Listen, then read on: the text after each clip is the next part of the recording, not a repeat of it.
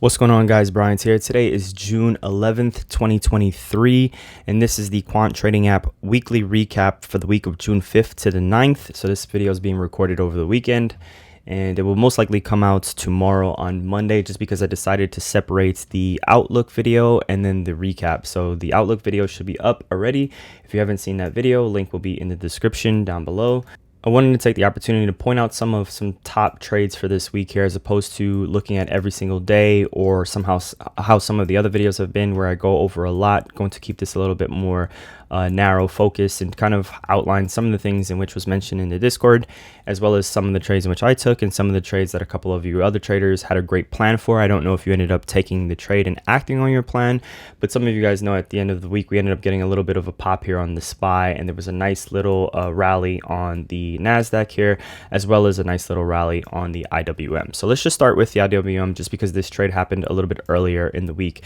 Some of you guys know I ran the RUT calendar for 1810. So the RUT, if you don't know, it's the index for the IWM. So I'll just pull that up for a second just so you guys can see. So it was targeting 1810. So the RUT ended up going much further than I thought. In hindsight, obviously, if I knew that the RUT was just going to blow all the way up to the weekly sell zone and close right about here, I would have ran a calendar. I would have ran a calendar that was a little bit deeper out the money. Now for me, I had some calls from last week. We had the bull debit spread, so that's why I knew I didn't really have to worry so much about if we continue to rally, and the calendar spread was just a way to have some sort of theta time decay if the RUT was to consolidate in this region for a few days, which is what I was expected. So I had to add another tent here at the end of the Tuesday, because it wasn't looking like there was any signs of a pullback. But let's just jump back to the IWM, and let's just talk about why did the IWM catch my attention. Now, the weekly recap video, in which I did last week, talked about looking for some sort of momentum in the RUT and expecting that one to rally. And as you guys can see,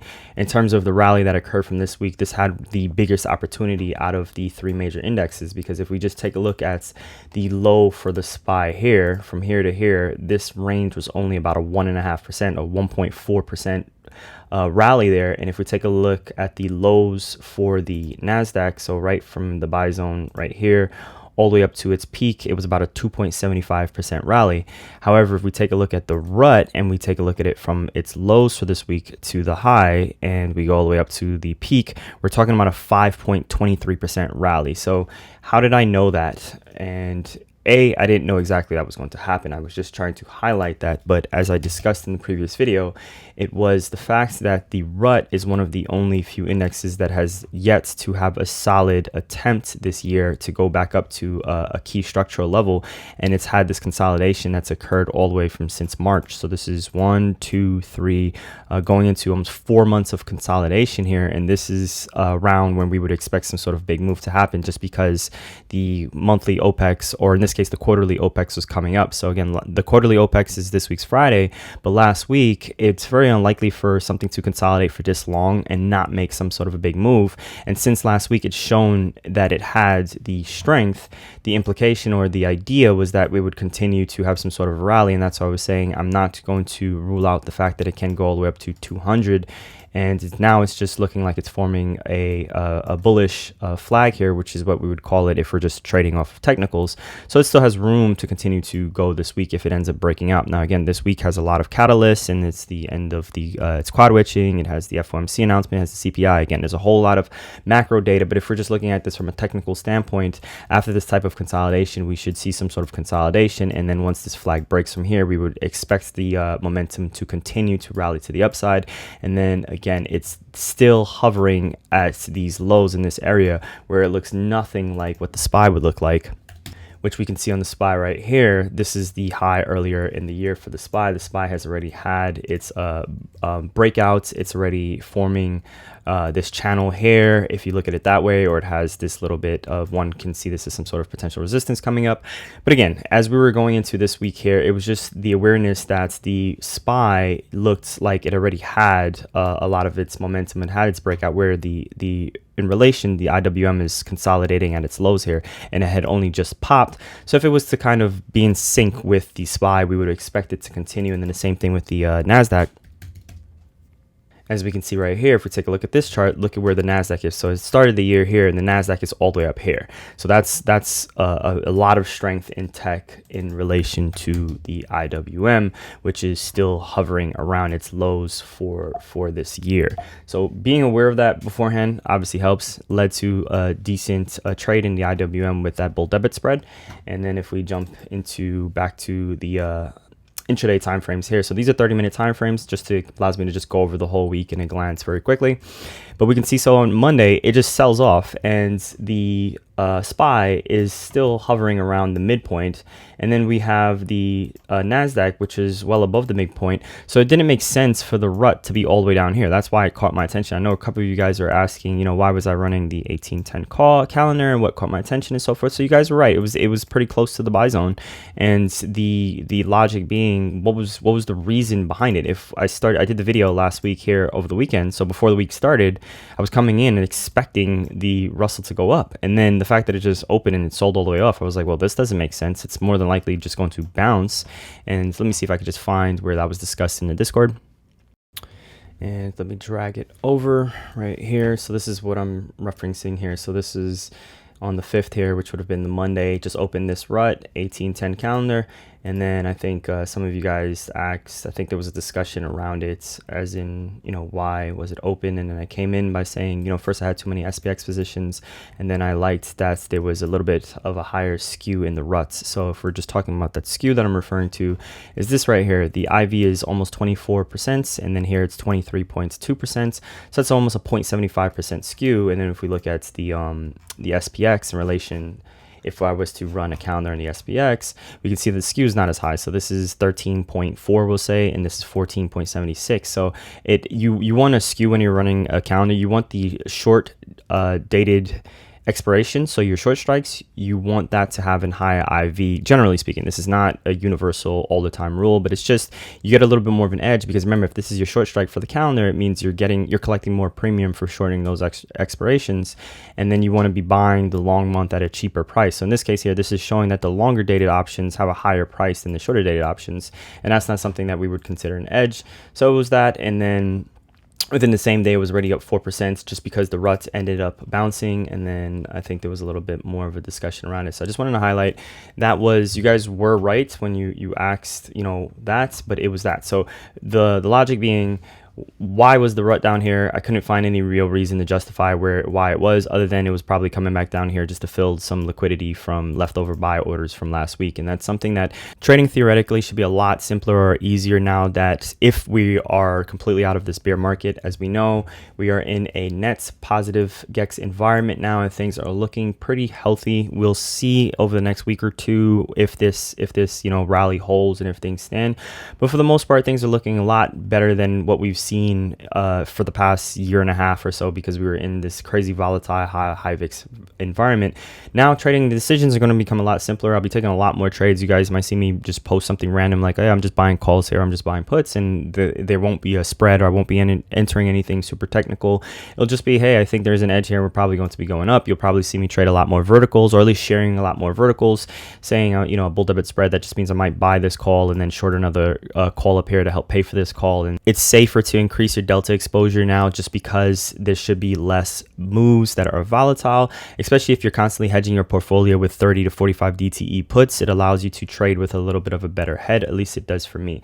So that was Monday with the rut. If you guys can see, it's kind of like it was out of place, and this is just straight from the first 6 months or so for QTA. A lot of the very, very early videos, a lot of this was discussed and shared. I used to tell people whenever I did webinars, just think of it as if you're doing a little bit of an investigation and you're trying to figure out what's sticking out, where it should not belong, in other words. So the rut, in my opinion, on Monday, it did not belong all the way down here. When I took a look at the Qs and I took a look at the SPY and then the analysis that I made over the weekend, it belonged at least here, which is why I was targeting at least this area, the logic being that it was going to be within this vicinity.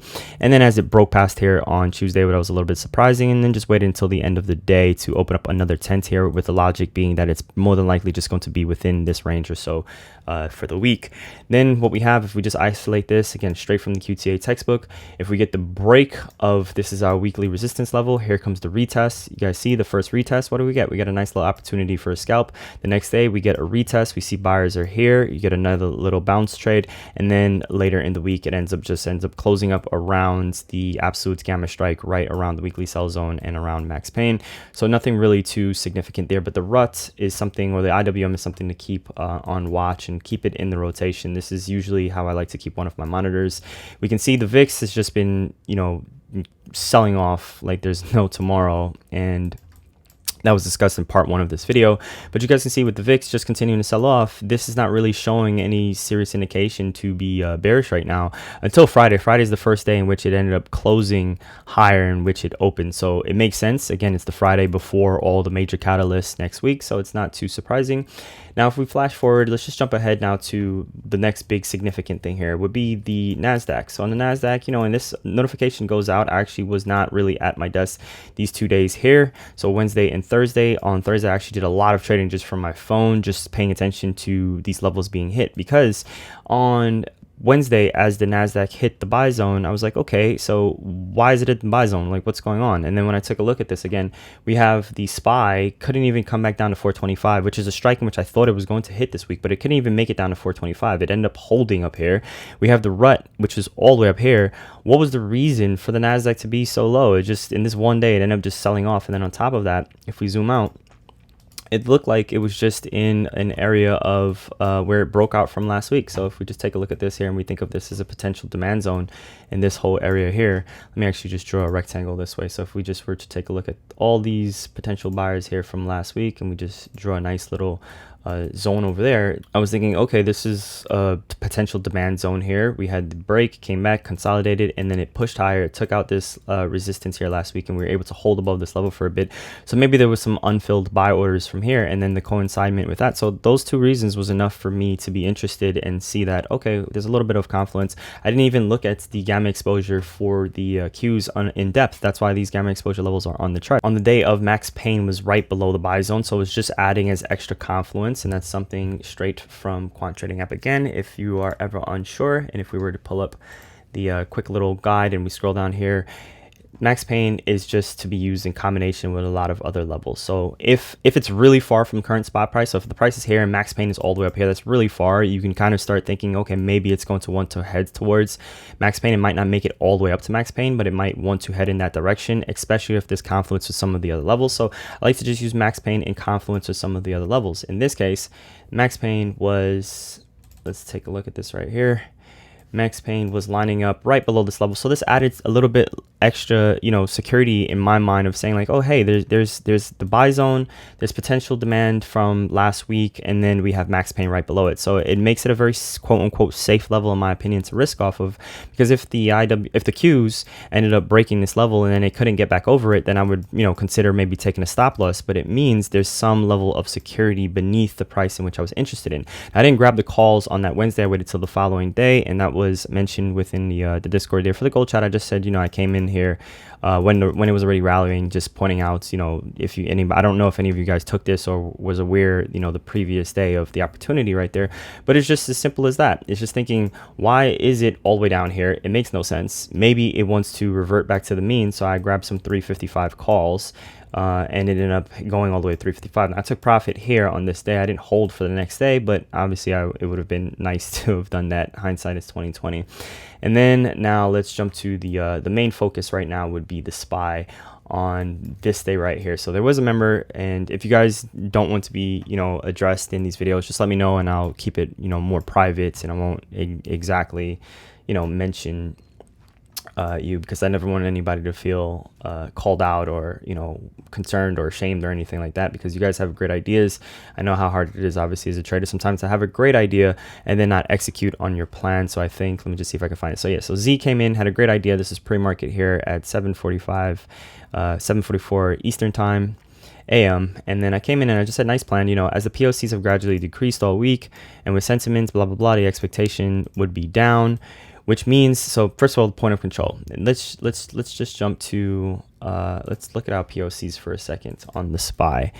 And something to be aware of here. So this week we have the consolidation. So this is Monday, and we have these POCs going down, just decreasing. We have the value areas just decreasing. And then what do we have on Thursday? We have the POC suddenly just jumped up, and it held above all these previous POCs. It's usually a sign of some sort of continuing momentum to the upside the next day. We also had this P profile. It's been a while since I've done a volume profile video. Volume profile at this point seems to be one of the most simplest things when it comes to trading, so I don't really feel like it's that worthy to keep mentioning, because to me it's really simple, and it might not be really simple for some of you guys. So I'll try to showcase this a little bit more, and even for just the public YouTube videos, I'll probably put a little bit more out on this. But here we go. Here's our P profile. But it's not just that it's a random P profile in the middle of nowhere. It's kind of a shock or a surprise. So this is a B profile the previous day. So all indication looked like we should continue to sell off and at least fill this gap and probably come back to this VPOC down here. However, that didn't happen.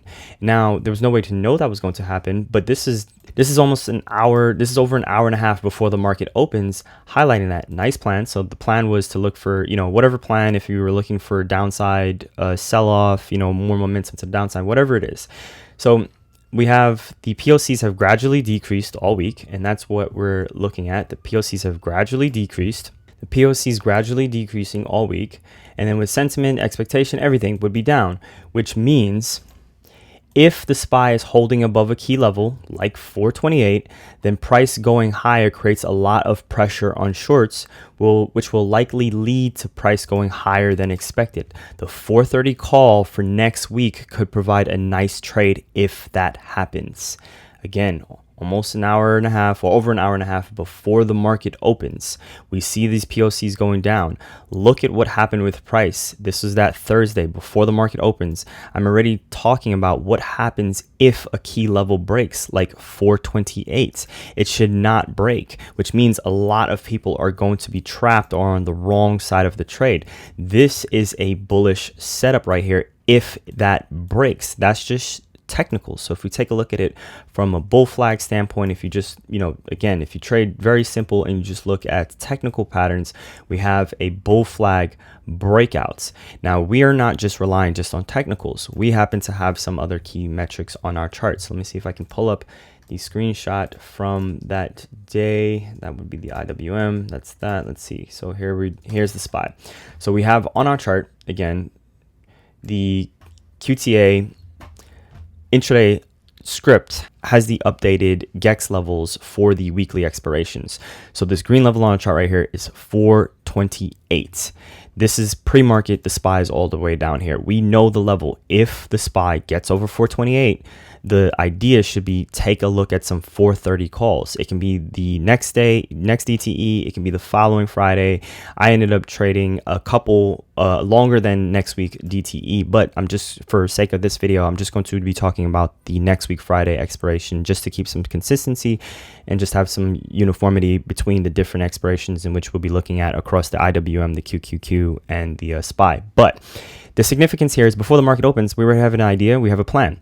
The plan, I'm pretty sure a lot of you guys were expecting, like myself, for us to go down to 425. I know I certainly was. I was expecting 425 on this day here on Tuesday. It didn't happen. And then I was thinking it possibly was even going to happen on Wednesday, but it didn't happen. So with the market finally opening up down here, I remember having the thought, oh, 425 is pretty close now. Maybe we'll just come down, kiss 425, and then maybe consolidate for a bit, and maybe close down here on Friday, or maybe bounce back up. I had no idea, but all I was thinking was that we'll probably go down here, and I'm pretty sure a lot of other people were thinking the same thing. Not just Quant Trading App members. I just mean traders across the world are possibly thinking that, or even getting this gap fill all the way down here, and then seeing where max pain is. So there's a lot of reasons to think we probably would have sold off, but because that's so obvious, the thought process is going to be, what happens if that doesn't, play out? Our first indication is the fact that we were holding past VWAP. This is just the intraday VWAP straight out of the box, built into most charting platforms. The fact that we were over VWAP was interesting. And then the second fact that we were over the 2-day anchored VWAP. These two things right here are already showing and putting a lot of pressure on bears. And I think that was probably mentioned sometime later in the day, or, after the market actually opened. I don't remember remember exactly when. I do know it was discussed and mentioned within here. That's the 355 call in which I was talking about there from the day before that I had grabbed, right? But this is, I just want to point that out. This is really the core or the meat of this, guys. If you have all reasons to think something's going to happen, don't become 100% blinded and biased to what happens. You know, always ask yourself, what happens if you're wrong? What's the opposite? And if something is this obvious that we should probably head in one direction, ask yourself, what happens if we don't? Where is the level you can be aware of? Don't wait until we get all the way up to 430 and then stop out of maybe some puts or so. A lot of you guys might know I'm in 415 puts for the beginning of July, just as protection and hedges from a lot of my other trades. Now those puts are down, but I'm able to cover the cost of a lot of those puts just by catching trades like this. The Qs, the trade on the Qs ended up paying for some puts. This trade here on the SPY, being aware of it from this break over here into the next day, ended up paying for some more puts. So now I can continue to hold some puts. And then the idea is to eventually have those puts for free. So in other words, haven't made enough money, realized enough gains from some calls that I can continue to hold those puts. And if the SPY ever does have 1 or 2 bad days, like really bad days where it's down maybe 2%, those puts will actually end up being green because I'm just going to keep pushing them out for a couple more weeks, you know, give them a little bit more time just to try to keep them outside of that 30 DTE window so theta decay doesn't burn away at them too much. So if we are to head back to let's take a look at this here. So that's a little bit of being aware of that. And I really wanted to focus on that for a second. And we can see the SPY ended up going all the way up to 432. Now, I want to point out, this is at the start of the week here. Let's just turn off the QTA studies. And then you guys know I like to draw these out on my chart occasionally and share with you guys. And I think it's a good practice if you're still struggling with some of the understanding gamma and stuff like that. It's just taking the levels that are straight from the advanced gex tab and then drawing them on the chart and leaving some notes for yourself. It will generally help you understand. So this was what was shared early in the week, and wherever the positive gex tends to roll off, that's usually, you know, this was usually going to be some sort of the range in which I would expect the SPY to be in, because what reason does it have to really continue to go higher in XYZ? Now it doesn't mean it won't go higher, but once it broke past that level here on Friday, the thought process now being is I already did the analysis at the start of the week. I didn't really see enough of a reason, or at least the gamma profile didn't show, you know, anything to think there would be conviction to continue being long. It doesn't mean it wouldn't continue to go higher, but I know for myself, I lost all conviction in that we'd continue to go higher once we broke here. So that's where I decided to take some profit, and then immediately started thinking about, is there going to be a short opportunity? Will price revert back to the mean? Because now we're in this positive gamma environment, I'm constantly going to be looking for mean reversion trades. So what was shared here, or what and this wasn't shared in real time, so this is just, I shared this shortly after, where I caught this short trade here. Again, this wasn't mentioned within the Discord, but it's just showing the confluences for some of you guys. The logic being, okay, hey, I don't think the SPY is going to go much higher. I shared this when we were here, you know, showing that 431 is pretty much the level in which I didn't think we'd be much higher by close, which means the higher it went, it was just time to sit back and wait to see if it was going to show signs of a potential short. Now, if we were to pull this up here, I didn't end up taking a short on the SPY because the SPY didn't make it all the way up to the intraday zone. The ES did, which is fine, but I don't take trades just off of the ES, because this the QTA levels for the ES, I would pretty much label them more as in beta. I wouldn't say they're fully fleshed out as much as the ETFs are and the indexes. So this is a little bit more beta. So that's why I just use it as a warning, telling myself, okay, the ES is here, so that's a little bit of an extra confirmation. The ADD is now hitting the zero line. This is straight from my playbook from about maybe 4 years ago or so. This is something that I always used to be aware of, but I won't get into that in this video. It's just, you know, if the SPY is really rallying here, the ADD, I would expect it to be a little bit higher, and the zero line is going to act as a support or resistance level whenever it's in confluence with something else. So in this case, the confluence was the ES hits the intraday zone for QTA. We have the ADD hits the zero level, and then I looked over at the Qs and I was like, oh, amazing, this is great. Here's something that's actually hitting a key level. So let's pull this up for a second here. And we have the intraday zone, so a nice rejection at the intraday zone, but it also coincided with the week to date high, and then we had a little bit of a rejection here a little bit earlier in the week. So if we were to just draw a zone across this area, it wasn't just the intraday zone.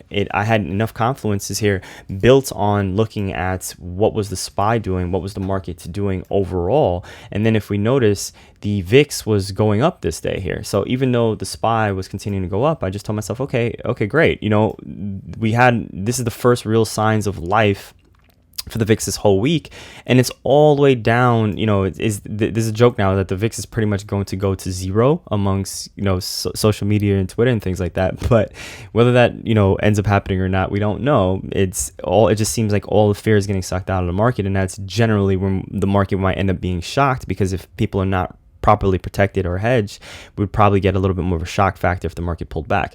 But it was just and I wasn't looking for any divergence, or I wasn't looking for anything complicated. It was just, again, look at what the ES did, look at where the ADD was. It can substitute the ADD for maybe the tick might have shown something, maybe it could have been the VIX. These are not things I wasn't, you know, I was able to just glance over it once I got the notification, and then I was able to just glance over and say, oh, maybe I want to get short now because we might want to revert to the mean. We ended up coming all the way back down to the 2-day anchor VWAP. Now, if we were to take a look at some options for a second here and just kind of highlight or discuss and conclude this video here with some of the key trades. So this is the 4:30 call. This is the Wednesday. So this is as the SPY broke over 428. So this is the level in which we're talking about, right? Where is that day? Right here. So this is the Thursday.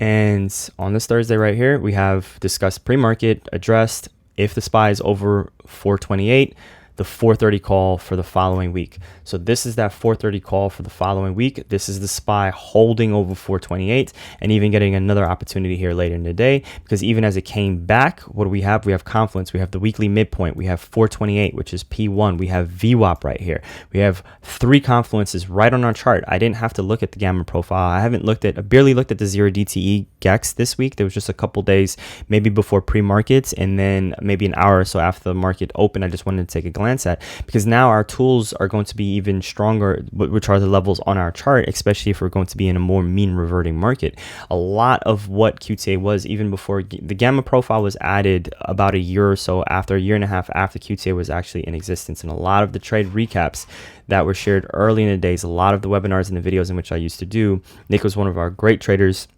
and fully adopted a lot of this. He traded before the GEX even came into the play, and a lot of it was straight. I just shared a lot of what was in my playbook and what I look for, and it was the same trades over and over. We're going to end up getting a lot more of these, and these are in the introductory videos for Quant Trading App, just trading these mean reverting trades, looking for these retracements off of levels after they break, look for VWAP confluence over and over. This is straight out of the QTA playbook, but now we have the gamma exposure to add as an extra confluence to it. And then that means if you were unsure here and you didn't catch this intraday scalp, here's another opportunity later in the day, because the price is holding over VWAP, which was addressed from early in the morning. This is looking for the afternoon trade for the potential swing up to 430. How did that trade play out? We're talking about getting long anywhere from here or here. The next morning, even if you decide to just get out of the trade at the next morning, that's a 37% return. And then if we're talking about for the peak, we're talking about over 100% or close to 100% return right there. So that's that 430 call.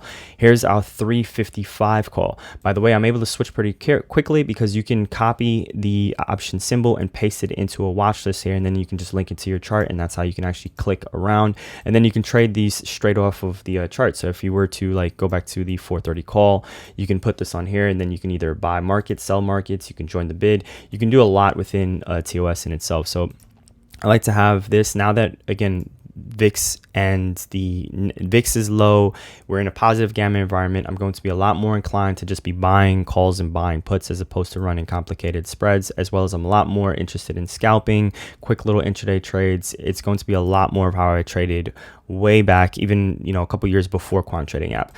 If we take a look at this right now, this is the 433 call for the Qs, and this is also for the following Friday. And how this trade, why this was chosen, midpoint.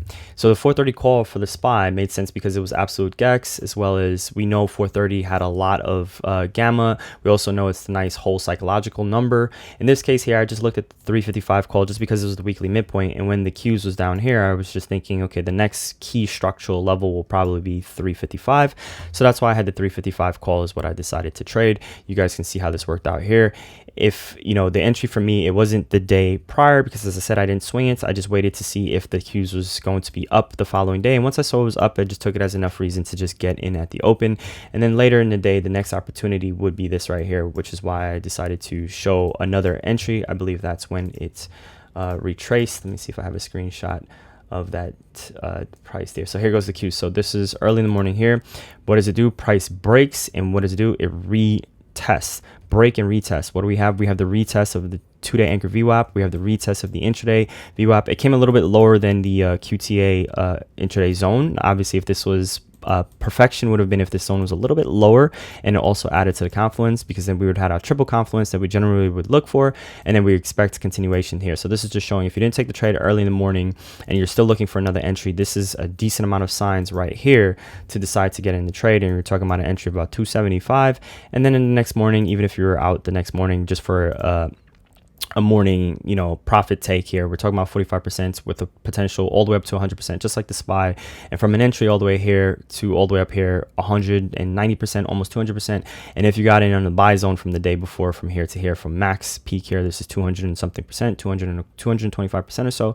Or if you're taking profit right here, either way, plenty of room with a maximum profit of 200%. If you walked away with about 100% of anywhere on this, that's about half the move, which is a great return.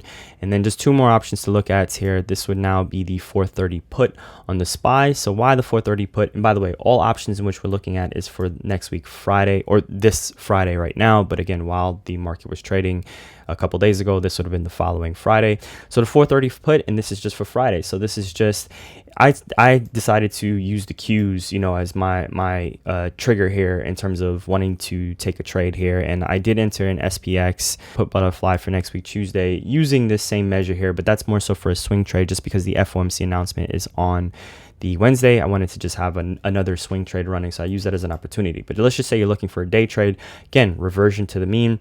Just wanted to show you guys, here's the 430 put. If the logic being the SPY is all the way up here at 432, we'll say, and it doesn't belong there, maybe it's going to revert back to 430, then having that 430 put up is not a bad idea, because you can have the call up and you can also have the put up for the following week, and then you can trade them. You can be in them at the same time if you want, but you can trade one up, close that one, then grab the put on the way down. It's just a nice, again, I'm really excited for the next few months of trading if we're going to be trading mean reversion, because mean reversion is my favorite style of trading aside from the break and retest.